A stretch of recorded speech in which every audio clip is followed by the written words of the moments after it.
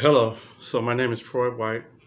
I'm a portfolio manager, financial educator, and financial planner with the firm Hoodoo Financial. Hoodoo Financial is a registered investment advisory, and the firm focuses on we help our clients to learn, plan, and invest. That means to become financially literate, create a financial plan, and take action by investing in customized investment portfolios built to achieve your financial goals. So that's who we are. That's what we do. Today we're here to talk about a common issue. There's a retirement crisis in the United States. That means that folks either have no retirement savings or they have uh, an inadequate amount of retirement savings to to sustain themselves through retirement, and definitely when it comes to continuing to live the uh, have the quality of living that you previously had before retirement. To continue that in retirement means you need an adequate amount of saving and investing, and that's not the case in America. So we don't talk about that. So for those who have nothing saved for retirement, what do you do? I hear this, uh, or I see this dilemma with a lot of clients who are in their 40s, their 50s. Um, you know, and if you when you lack the financial literacy, it can be a daunting issue.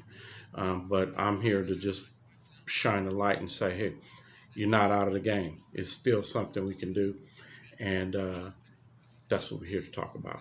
So it starts with financial planning, but let's fundamentally address some of the key concerns. So if you haven't saved anything for retirement, um, which is common, and let's say you're 50 years old, well, we're hoping that you've been working at least, so that you've been paying into Social Security. So at um, the age of retirement, you got Social Security coming, and so $1,000, $1,200, $2,500, something. We hope there is some Social Security coming in. So I'm starting with that assumption. There's still answers for those who haven't even done that. But let's just assume you've been working, but you haven't been saving and investing. You've been doing job to job, and but you have been being paying into Social Security. All right, but you got nothing saved for retirement. You're 50 years old. What do you do? Okay, at 50 years old, retirement for you in relation to Social Security means your retirement age is 67. So if you're 50 now, then for you to get when you hit 67, that's 17 years from now. So we got exactly 17 years to start from zero to get you in retirement. All right, so let's face the fundamentals. The components of investing are time and money. So and we can argue which is more important, but um, it they're just linked together.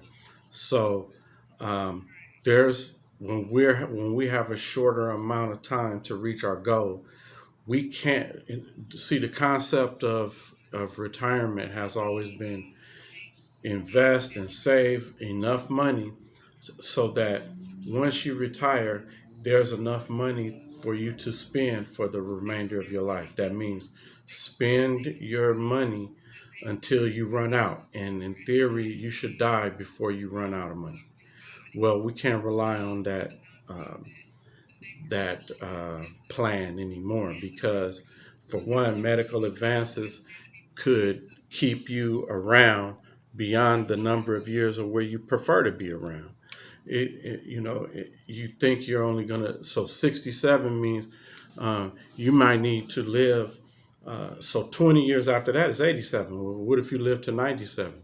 So are we gonna So we need to save and invest so that you have enough money to last you 20 years or 30 years. Which one is the answer? And then you already know we only have 15 years to do that. So we can't really, and then we can only do that at the income level which you are currently at. And you probably have some financial issues that we need to resolve before we can really get our investing up to speed, kicking in high gear.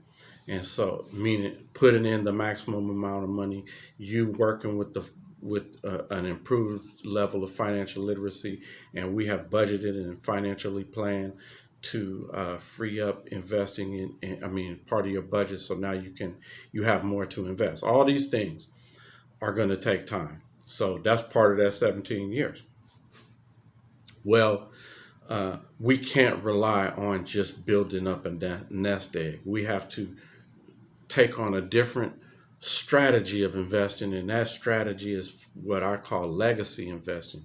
We need to invest in a way that is going to create a money-making machine, one that we can pass down to our heirs in a form of generational wealth, one that's going to take care of us beyond our ability to physically create dollars in any way. So let's dive into it. How are we going to do that? That means start with financial planning, meaning we need to learn, plan, and invest. That means I need to improve your financial literacy, which is going to improve your risk tolerance, your ability to take on more risk, which we're going to have to because you're already behind the gun, behind the eight ball. We're going to create a financial plan, which is identifying your current financial circumstances, engaging in budgeting, and creating understanding your risk tolerance, identifying your goals, monetizing those goals, where they fit along the time horizon of your investment life, and then creating the strategy that we're going to implement and implementing that strategy. And then in addition to that, we have to monitor and make regular adjustments throughout the next 17 years at least. All right. And then and so budgeting, we've got to budget because we need to be better stewards of the resources that you have. We need to use the money you got in a better way, because we got to this point because of our lack of financial literacy, or putting things off till tomorrow. We don't have that luxury no more. So we need to free up as much of your income to use towards investing as possible, understanding that we're at zero right now. We need to reduce your expenses, and that's part of the budgeting. But so part of budgeting is identifying your expenses, and we could identify what we might consider frivolous expenses, unnecessary expenses, so we could at least reduce some of that unnecessary activity. And so reducing your expenses, we identify the problems, so we could at least find 20% reduction. That's just traditionally what occurs. If you identify areas that can be identify what we're doing, then just by monitoring it, we can create some savings. The reason is because at least 10% of your income, we need to wall that off, because 10% of your income is, we need to get to be paying yourself first. Anything you make needs to go to you, 10%. And so with that 10% is where we're going to start building your empire, so to say. And so it starts now. And so we're going to have to open multiple account types, because you need to save and invest. And when I say save and invest, I need you to start saving. There's a need to save, but I want you to understand that saving is losing, because inflation eats at our money. Our money needs to be working for us. But then that's going, baby steps, and it goes with improving your financial literacy. It's going to improve your risk tolerance, which is going to improve what we can do, the investments we can take on. But one thing we know is going to require different account types. And what we're trying to achieve is compound returns because of the time value of money. So I mentioned the two components, money and time. And so so we don't have time to waste, and we need compound returns, and we need to use the maximum amount of our money, but we need to kill two birds with one stone every stone we throw, meaning every dollar we invest is going to have multiple purposes, multiple intentions. So we're going to have multiple strategies. We're going to have multiple account types. We're going to have multiple investment portfolios as part of your entire investment portfolio. So you're going to have a traditional investment account. You're going to have a 401k at your job. You're going to have a traditional IRA, a Roth IRA, hopefully a self-directed IRA or a self-directed Roth IRA to hold your alternative assets. We're going to build a rainy day fund inside your traditional investment account, and that's fundamentally money market assets. And so that's partially why I told you saving is losing. I don't care about savings accounts. There's a need, and we'll talk about why you could have a savings account, but I don't count that. That's for you want to go to Disneyland on your kid's birthday in 10 months. That's what a savings account is. But anything beyond a year, we need to have that invested, specifically 2 years, and so on and so forth. So we're going to have different account types, so that we chasing compound returns, and we're going to do that through our wealth accumulation, and our wealth accumulation is going to consist of market assets, real estate investing, and your entrepreneurship. So those three components are how you accumulate wealth: through the stock market.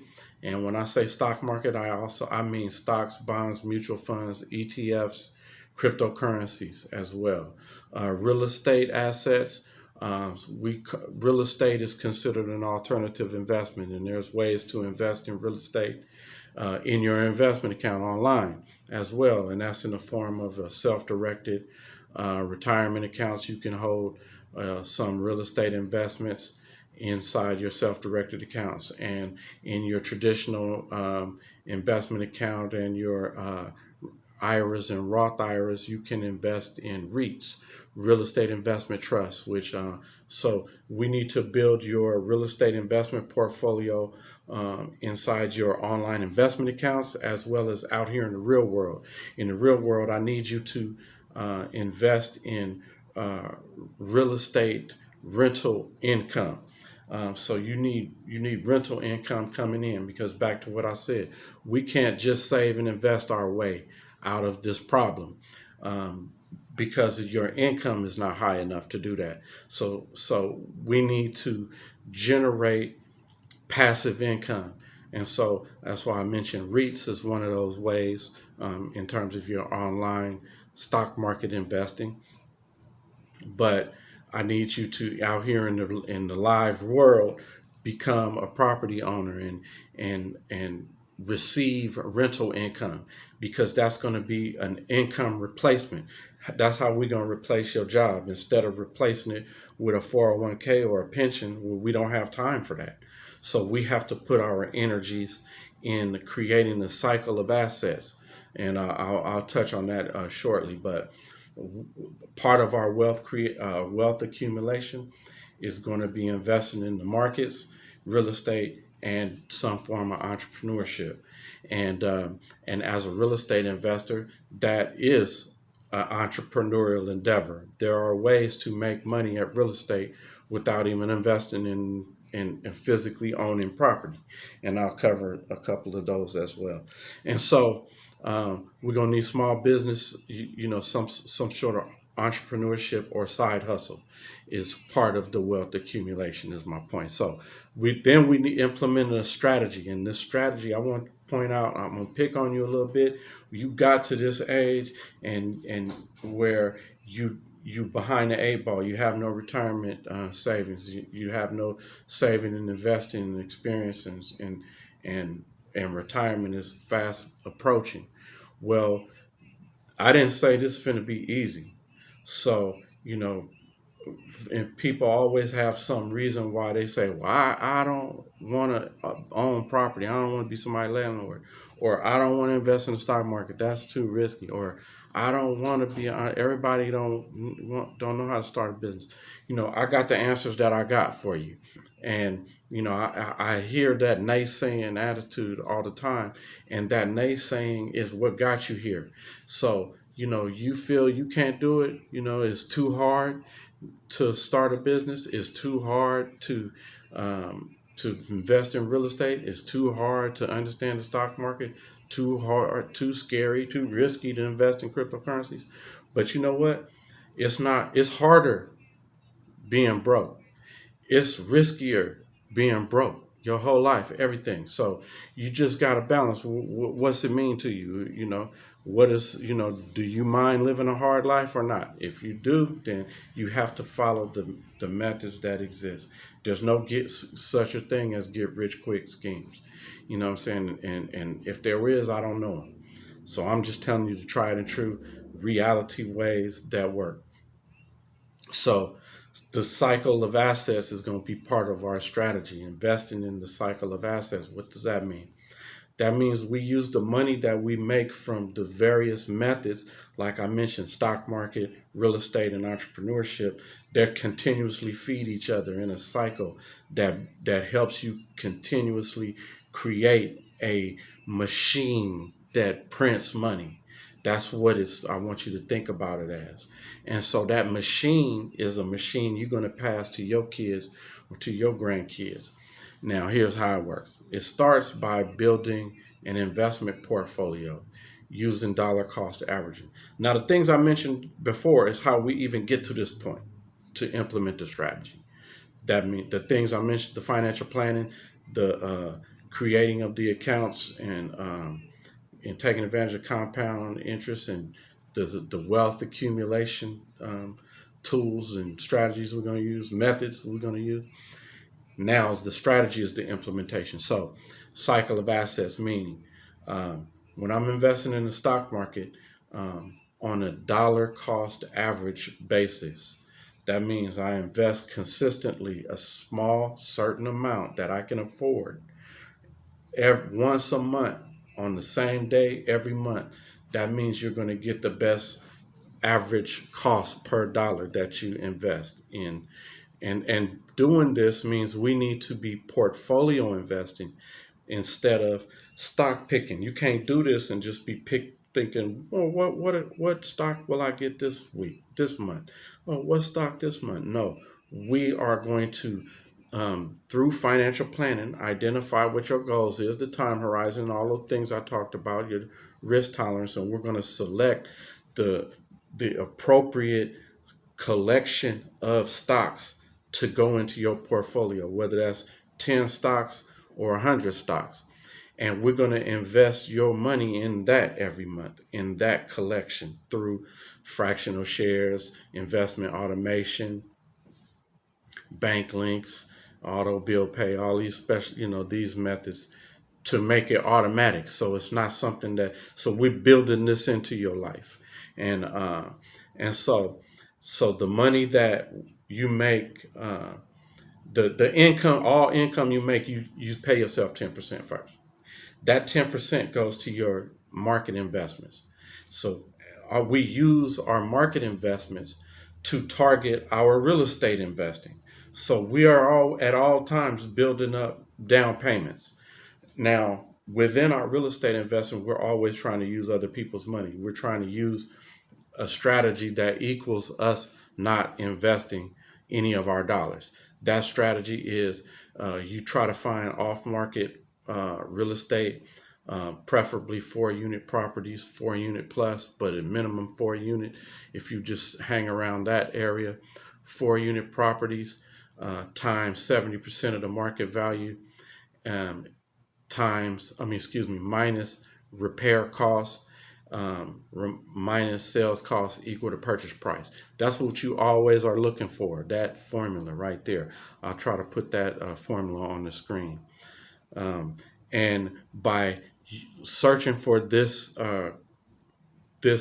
criteria of real estate, you will generate a rental income, and as well as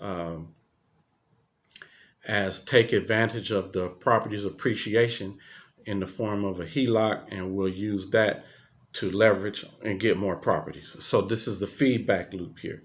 And same thing with your entrepreneurial endeavors. Part of us building our stock market assets is so that we'll have the money to invest in our business and our entrepreneurial endeavors. And the income that we make from our real estate over and above our living expenses, we also put that into our stock market investing so that we can build up a nest egg to buy more real estate and to invest in our business ventures. So that's the cycle. The money is constantly invested in the markets until you need it to either invest in real estate or entrepreneurship. And always we are trying to use other people's money. So we always want to leverage what we have to acquire these real estate and business venture as opportunities and assets. So you got to get all the necessary account types, like I mentioned. Be paying yourself first, a minimum of 10% of your income. And we want to, over time, increase your income, lowering your expenses, and we want your passive income to be the majority of your income, and we want to invest, and up to 80% of that if possible. So that's the goal of this cycle, is to keep building, and so that we can get those ratios in our favor. And so our leverage is to always acquire 4-unit properties is what I'm suggesting to begin with. And you're going to do that taking advantage of the FHA program, taking advantage of NACA, using that. NACA is a no money down program. FHA is 3.5% down. Also, I want you, if you're in this scenario, this bad scenario to start off with, let's say you might be thinking, how can I do all of that? I don't have no money in this and that. Well, okay, well then you should go and apply. I want you to apply for Section 8, every county in your vicinity, because we can also use Section 8 under these scenarios that I'm laying out. You can use Section 8 as your income and use Section 8 to help get the government to buy your property, to get you started on this wealth building pathway. And so, and we're looking for that ideally a 4-unit property that you can inject value into, because this is going to be a replacement for your retirement income. And it's not just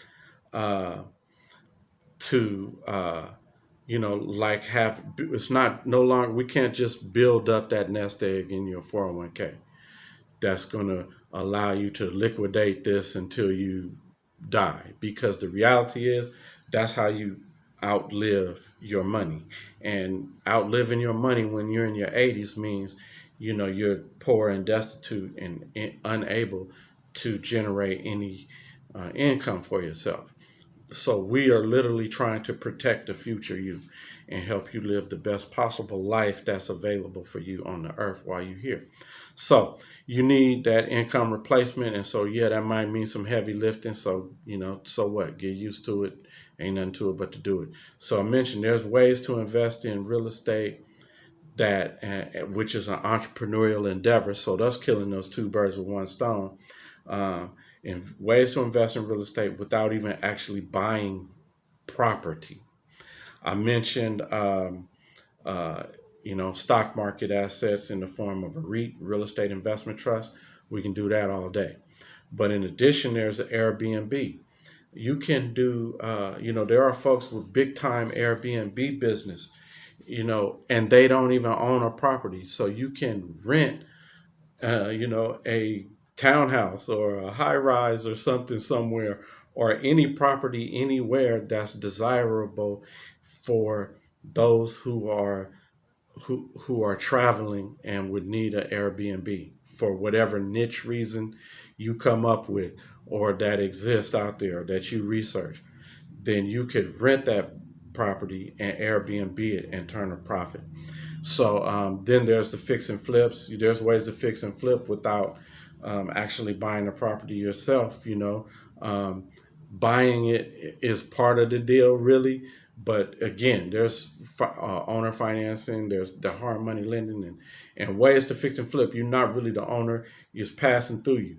But you injecting that value, you doing the work that's generating you the profits, and that are fed back into the cycle of assets that are of your wealth building assets. And then there's wholesaling real estate. That's finding these deals and selling the deal for a profit, and somebody else do the investing. And this helps you start to find the deals and generate some income, so that when you find the deal that's appropriate for you, you have the skills, knowledge, experience, and ability, finances to take advantage of the deal and the connections to add this one to your portfolio of physical real estate investments. And also being a private lender.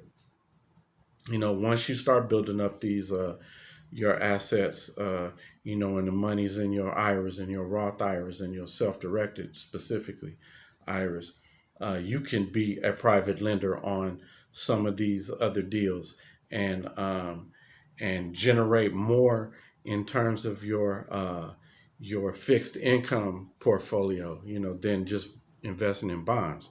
And so, that's an exciting area right there.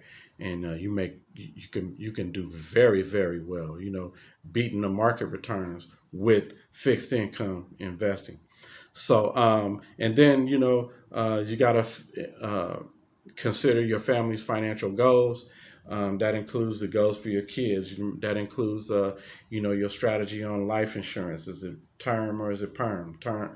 Term life insurance or permanent life insurance? And what form is it going to take, and what's your use? What need are you feeling? And so and this is all a part of generational wealth. Part of generational wealth is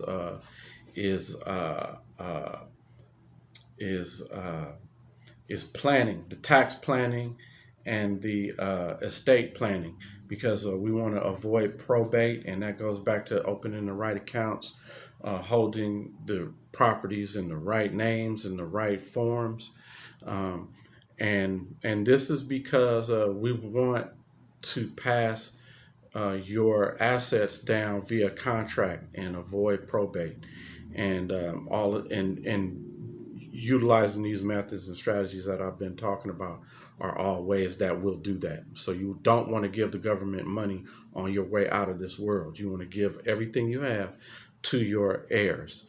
And so I want you to, so for this hypothetical person that's 50 years old, you got 17 years till retirement, meaning that at 67, you can retire and receive Social Security.